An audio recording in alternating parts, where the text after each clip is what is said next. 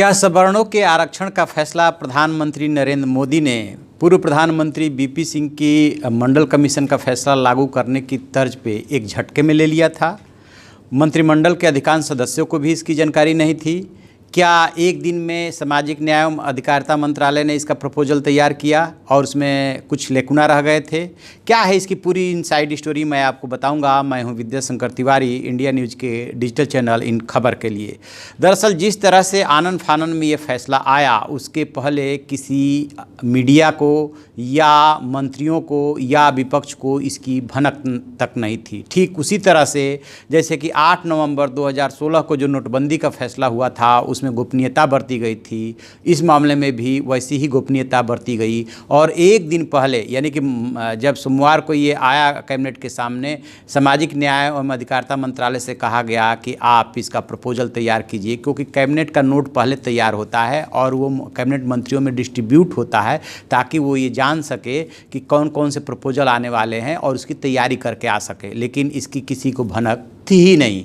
और यहाँ तक कि जब कोई इस तरह का संविधान संशोधन या बिल आता है तो उस पर कानून मंत्रालय की भी राय ली जाती है, लेकिन इस मामले में कानून मंत्रालय की भी राय नहीं ली गई और एकदम से जो है अचानक कैबिनेट के सामने आया, जिस पे मंत्रियों ने जब सवाल दागने शुरू किए तो अरुण जेटली और रविशंकर प्रसाद, दोनों केंद्रीय मंत्री होने के साथ साथ बड़े वकील भी है, दोनों को आगे किया गया, वो सवालों का जवाब दे रहे थे। इस बीच बताते हैं कि प्रधानमंत्री नरेंद्र मोदी ने इंटरफेयर किया और कहा कि जो लीगल मसला है वो वकील निपटेंगे, सरकार ने ये फैसला किया है और हम इसे जो है इसको लेकर के संविधान संशोधन लाएंगे। आपको याद दिलाएं 1989-90 का बीपी सिंह सरकार का वो फैसला, जब देवीलाल उप प्रधानमंत्री हुआ करते थे बीपी सिंह के कैबिनेट में और दोनों की नज़दीकियाँ खासी थी। देवीलाल ने ही बीपी सिंह को प्रधानमंत्री बनवाया था। इसके बावजूद कुछ दिनों बाद दोनों में दूरियां बढ़ने लगी थी और ओम प्रकाश चौटाला को दोबारा हरियाणा का मुख्यमंत्री बनाने को लेकर के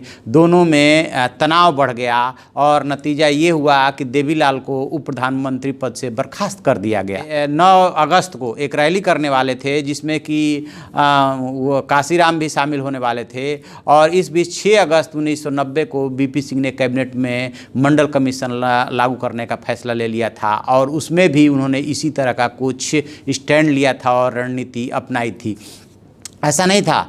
बिंदेश्वरी प्रसाद मंडल जो बिहार के पूर्व मुख्यमंत्री रहे, उनके नेतृत्व में 6 सदस्यीय जो कमीशन बना थी इसके लिए मंडल कमीशन, वो मोरारजी देसाई सरकार ने ही उनको 1979 में ये कमीशन बना दिया था और उसका रिपोर्ट भी 1-1.5 साल के अंदर आ गई थी। लेकिन 10 साल तक वो कमीशन की रिपोर्ट धूल फांकती रही थी और बीपी सिंह ने देवीलाल के किसान रैली के जवाब में मंडल कमीशन को लागू करके पिछड़ों का मसीहा बन गए थे, जिसको लेकर के सवर्णों नवयुवकों ने, छात्रों ने बहुत ज़बरदस्त आंदोलन किया था और उसके बाद फिर भी कुछ नहीं हुआ था। और उस मंडल कमीशन की रिपोर्ट के जवाब में ही बीजेपी ने कमंडल की राजनीति शुरू की थी। तो बताते ये हैं कि जो 3 राज्य मध्य प्रदेश, राजस्थान और छत्तीसगढ़ की हार के बाद बीजेपी ने और सरकार ने, केंद्र सरकार ने जो आंतरिक सर्वे से जानकारी जुटाई, उसमें ये जानकारी मिली कि जो पिछड़े आयोग को संवैधानिक दर्जा दिया गया उससे कोई खास फायदा नहीं हुआ, पिछड़ों का साथ इन राज्यों में नहीं मिला।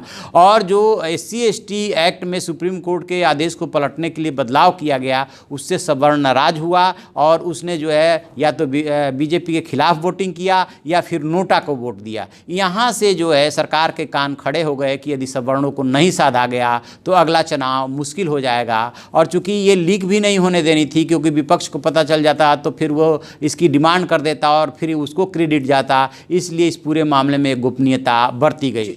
मंडल कमीशन की रिपोर्ट की तर्ज पे सवर्णों का आरक्षण लागू हुआ है। अब देखने वाली बात है कि आगे क्या होता है। तो आप ऐसी खबरों के लिए देखते रहिए हमारा डिजिटल चैनल इन खबर और उसे सब्सक्राइब कीजिए।